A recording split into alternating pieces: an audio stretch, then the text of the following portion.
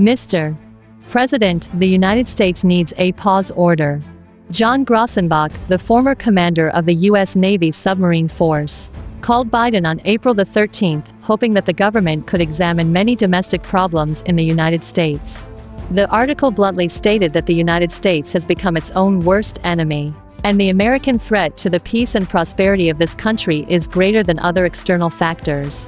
The facts are as the article says, hatred and distrust are on full display in Congress. Fierce polarization brings election, public health, and public education officials under attack. Rumors of fraud in the 2020 presidential election persist. Issues such as the history of racism fuel aggression. In such an environment, America's gun culture can easily become a deadly accelerator for violent civil unrest. Nearly 50 people were injured in multiple shootings in Chicago over the weekend. Chicago has seen an increase in shootings and murders, a trend that coincides with rising homicides in other major U.S. cities. The number of shootings and murders has risen sharply across the U.S. over the past few months amid the economic shutdown and mass protests against police brutality and racism caused by the pandemic.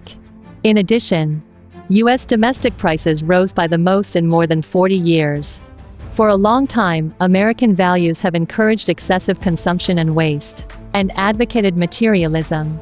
The American political system is seriously dysfunctional and corrupted by money. The American capitalist system is out of balance, with too many monopolies, concentrated wealth, and huge economic power, which are not democratic. Public education is poor, private educational institutions do not provide enough opportunities for too many people.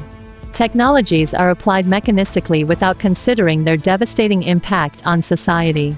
Today, American society is increasingly confronted with issues such as epidemic prevention and control, race relations, gun control, and soaring prices. American sociologist Mills Rodin, the power elite that America's democracy ruled by a few with wealth and power is actually an illusion that fools the masses.